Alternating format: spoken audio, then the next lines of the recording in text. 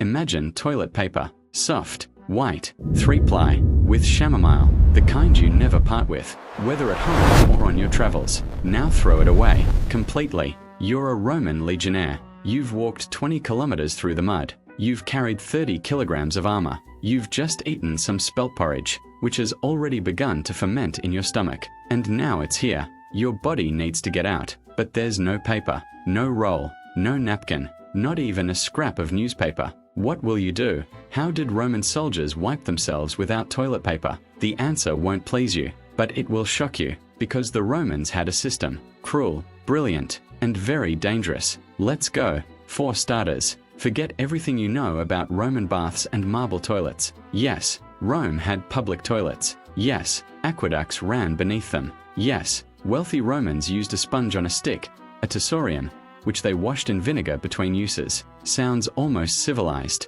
Almost, but that's in Rome, in the city, and you're not in the city. You're in Britain, or Parthia, or the German forest, thousands of kilometers from any sewer system. You're a soldier, and a soldier doesn't use a sponge on a stick to go to the toilet. He doesn't have a stick. He doesn't have vinegar. He doesn't even have water to waste on such things. He only has what he carries on his person, and what grows around him. So, step 1, you feel the urge. You can't ignore it.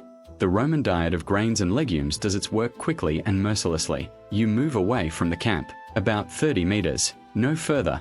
The barbarians might notice. No closer. The smell will attract flies and the commander. You remove your sword belt. You place the pilum in the snow or the ground. You squat down, and here comes the fun part. What do you have on hand? Leaves, but not just any leaves. Roman soldiers knew which leaves were soft, which didn't sting, which didn't crumble in their fingers. They taught this to their recruits as seriously as how to hold formation. Burdock, mint, nettle.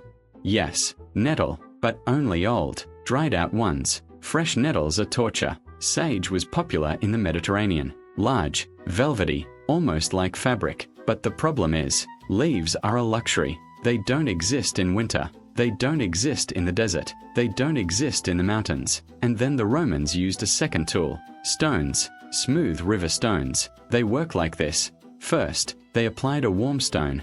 Oddly, it helped complete the process. Then, they used another stone, dry and rough, to cleanse. Sounds terrible? Wait, the third tool was worse. Snow. Yes, the Romans rubbed themselves with snow. In the Alps, in Armenia, on the Danube, the cold burned, but the snow was clean, and there was plenty of it. The problem was, after the snow, you couldn't walk properly for several minutes, and in battle, those minutes cost you your life. But there was another way, the strangest. Roman soldiers used their clothes, a tunic, or the edge of a military cloak, a sagum. They dried themselves with a cloth, and then, simply put it back on. Yes, you heard that right. On campaign, a legionnaire didn't have a change of clothes. One tunic lasted a month, sometimes 2. He dried himself with it, and continued to sleep, eat, and fight in it. That's why Roman camps were always set up next to a river. That's why a bathhouse for a legionnaire wasn't a luxury.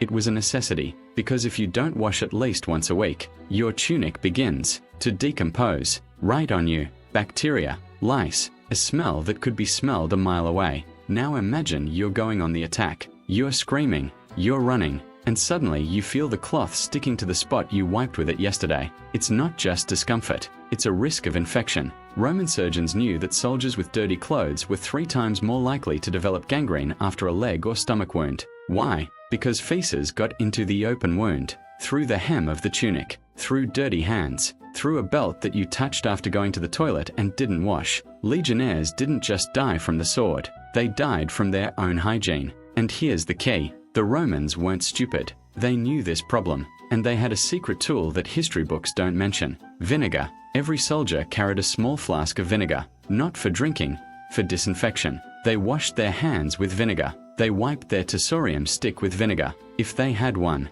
and they used vinegar to treat stones, snow, or even leaves before use. The acid killed bacteria. Not all, but most. The Romans didn't know the word microbe, but they knew vinegar helped. Empirical evidence. 1,000 years of experimentation. And here's how it worked. Ideally, step 1, find a stone or leaf. Step 2, splash vinegar on it. Step 3, wait 10 seconds. Step 4. Use. Step 5.